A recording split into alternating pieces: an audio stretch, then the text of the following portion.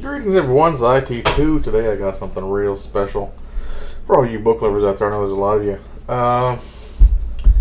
Promise of Blood by Brian McClellan. This guy might be one of my new favorite authors. Even though I've read like so many good books and so many good authors this year. I think this guy's kind of new. I'm not sure. I know he's got at least 7 books now that I want to read because of this one. This is a fantasy novel about wizards in, what do you call it, like French Revolution times. But not in France. In a fantasy world. Let me just explain.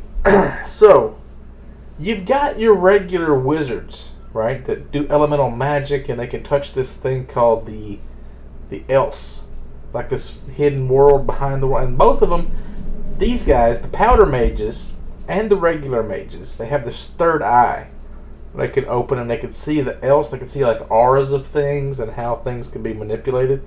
So the one kind of mage is called the privileged, and they kind of use their fingers, kind of like playing piano keys. They can like touch things. They can basically do the 5 basic elements of fire, lightning. Wait, ice isn't one, is it? There's like stone, earth, right? And then there's like something else. There's 5 types of elements. They can like just throw lightning bolts out or like fireballs and shit. Pretty dope. Alright, so those are pretty badass. They're called privileged. And the more they do the magic, the more tired they get. So it uses up their strength, sort of. The powder mages, though. The powder mages, they're kind of meant to counteract the regular mages, it seems like. So the mages can like throw spells like a half a mile.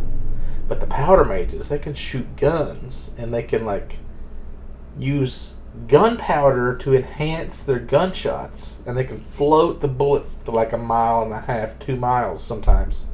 And snipe you in the head. So, there's all kinds of different... I wrote down like a lot of the things you could do.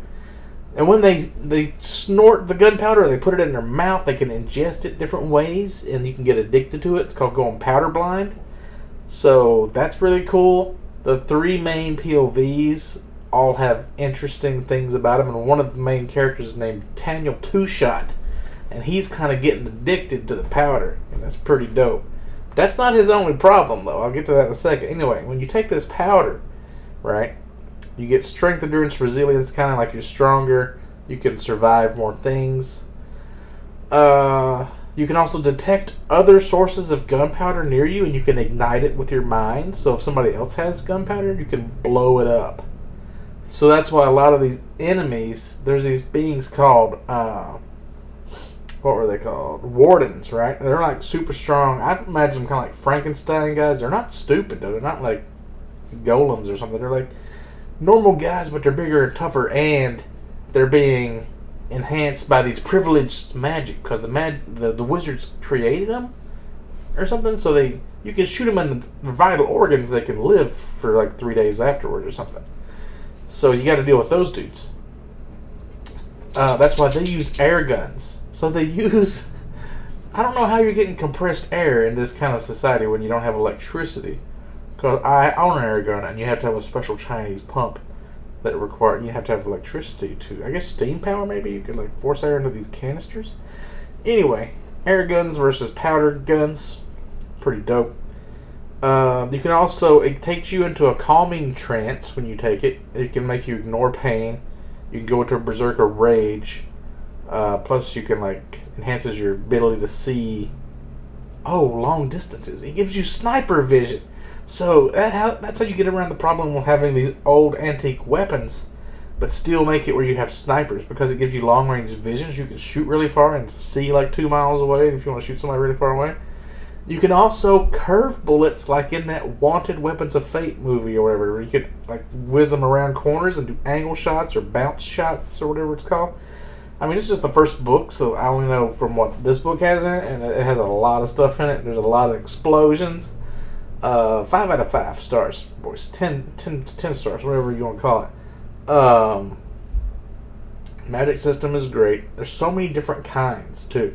There's the privileged, and you got the powder mages. Then you also got these pre-day guys, which are like powder. They're like the privileged, but they're like 1,000 or 1,200 years old. They're like old wizards that shouldn't exist anymore, but they were here when the time of these gods came down and did some god war or something. So there's gods also that you got to deal with as one of these 1,200-year-old guys, which are like, one of them is like, her name is Julene, and she blasts like a tunnel. They think they're digging like sapper tunnels to explode the bottom of this redoubt or whatever they're hiding in. She just blasts a tunnel straight up this mountain. It makes like a ramp to the top. Like bypasses this whole army they're having it. This big mountain watch thing is really dope. So yeah, there's that. The pre-day. And there's these... the jungle magic. There's this one girl.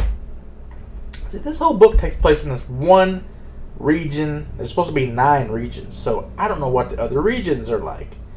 But this one region, there's so much stuff in it. There's so many places you can go. These other regions, man. Like, they were at war with a different region. This guy, he left, and he saved this teenage girl. He thought she was 16, but she's actually like 19. So it's kind of like this, will they or won't they romance with her, but not really. Or people just kind of, it's kind of, the sexuality in this book is a little bit strange.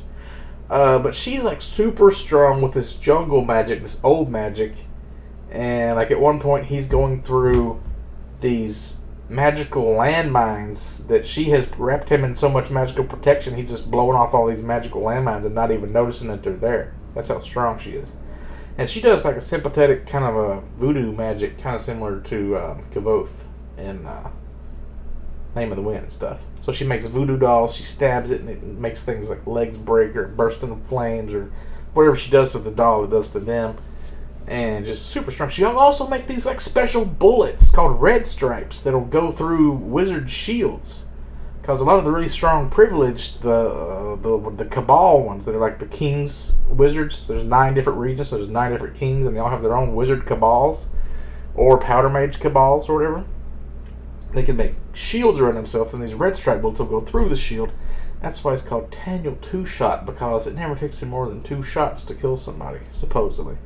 I think he can also like shoot 2 bullets at the same time, and he can angle them both where like one will hit you in the head and one will hit you in the heart.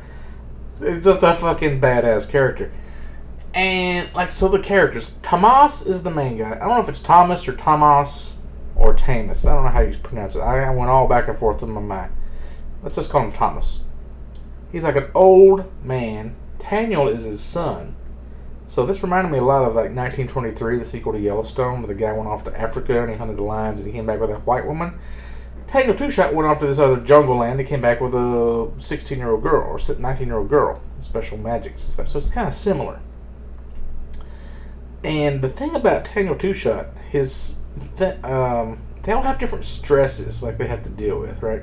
Daniel, he's getting addicted to the powder, but he walked in on his wife cheating on him with this guy, and they don't really explain, like, you don't hear from her side of the story. She's supposed to also be a really powerful powder mage named Vlora, and her specialty is she can blow up kegs of powder from like 2 miles away or like really far away. So he finds this guy having sex with his wife, and he takes that guy's sword, takes his wedding ring, and he stabs him with it. See, for the whole book, I was thinking he killed him, and I was like, holy shit, he just killed this guy's sleeping with his wife. Like, what's his wife think about that? Killing her lover and stuff. But, like, he actually just, like, nailed him to the wall, I guess, with his wedding ring on it, with his own sword. So I guess he didn't actually kill him. So he can come back in a later book, and maybe some shit will happen. So you got him, you got this detective guy, Adamat, and his stressor is that he has debt. And the guy who he owes money to gets killed by this other guy who's even more scary than him. And he's like, now your debt, I have bought your debt or whatever. So he owes him. So he's kind of like a traitor, but he's not really. He's like investigating, like, why all these wizards, when they die, they say, promise of don't break Kresemir's promise. So Kresemir's like this old god that everybody worshipped. They thought there was one god with 9 saints. There's actually 10 gods, and they're all like kind of equal. So the promise he made was that the kings would reign, their bloodline would stay in power or whatever. So if you see, this is what makes this book so fucking dope. The beginning. Thomas has just killed the king because the land has gone into disrepair and the nobility has gotten rich and fat, and the king is about to sign over the country to this next door country that wants to invade them and like just make them kind of slaves of this other country. He's like, fuck that. The people, we're going to be like a democracy or something, and he kills the king. So now he's like, okay, I've killed the king. Now what the fuck do I do? Everybody's wanting me to be the king. I don't want to be the king. I just knew I had to do something. So now he's like, he's got these people. It's not really his cabal, but like his what was it? His cabal leaders, I guess I wrote down. So you've got this woman. She's like got these dragoons, and she's got this special army called the Wings of Adam, I think, right there. There's like thousands of them. So she's pretty strong. And you got this guy that like he's the money guy, and you got this one guy, he's like got the guild of all the workers unions and stuff, and one guy is like the prime lector or something. He's really mysterious. They really tell what he does. He's like got this guy that talks for him because you can't even talk to the actual guy. And you got the other guy who's like the archdeacil, so he's like the leader of the church, very kind of similar to Catholics. And he throws crazy fucking naked orgies all the time. See, the sexuality gets weird. So the church is like not religious like we are. It's a different kind of religion. Very hedonistic. I mean, that's some crazy stuff in this book. And I didn't tell you all the types of wizards. Okay, there's more types of wizards. if you're like a privileged wizard, and you reject your magical ability, you can be a mage breaker, and now you can have like an aura that prevents any kind of auras touching you. You can like stop their magic within a certain range. You have to be close to them though. And there's also people that have knacks. One guy, very simple, he doesn't have to sleep.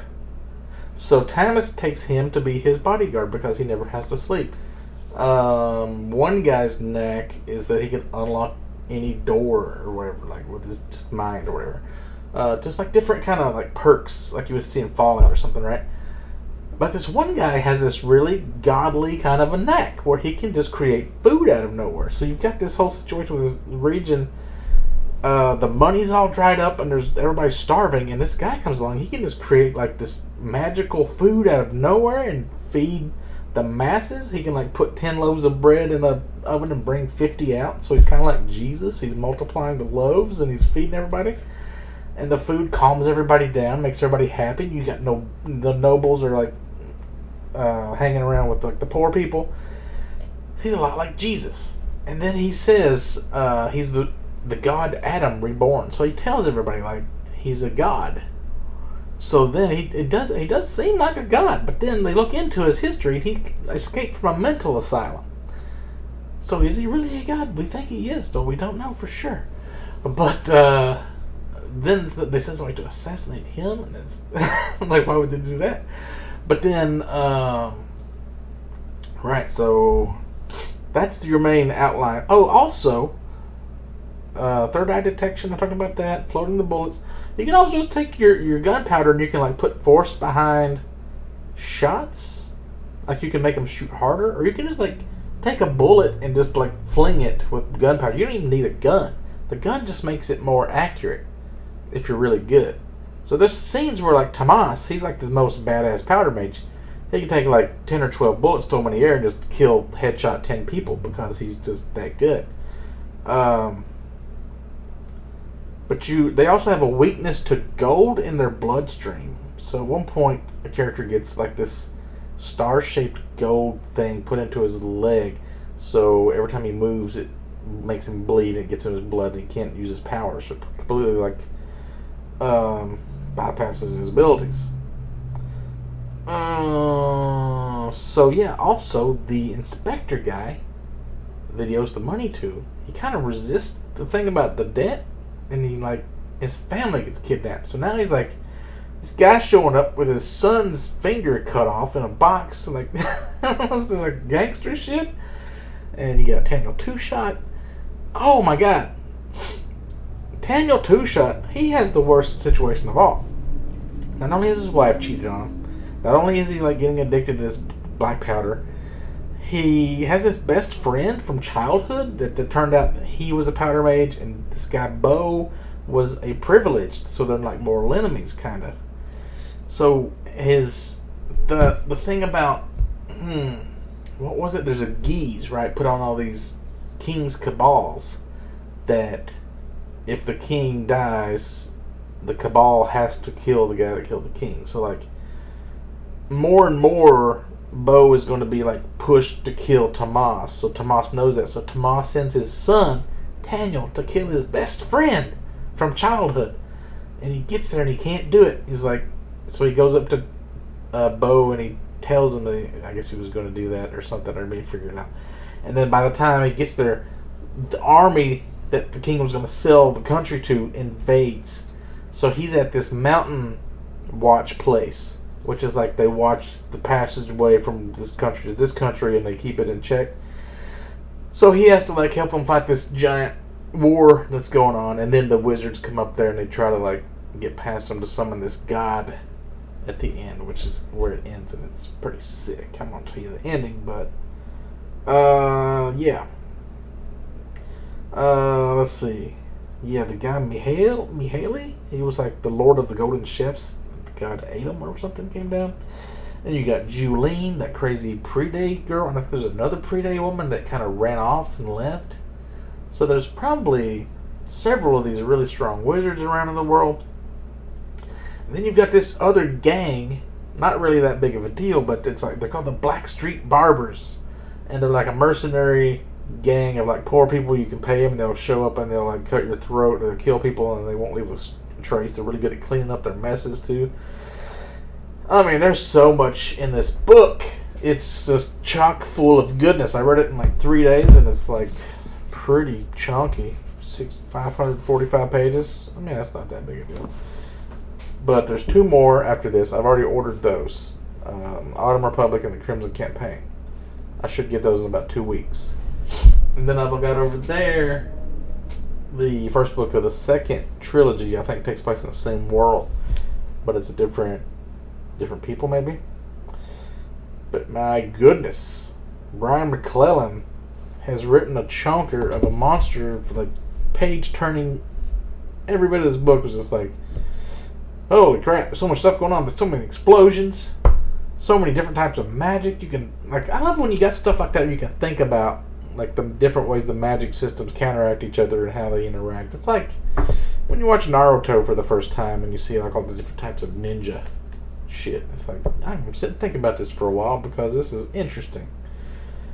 Holy crap.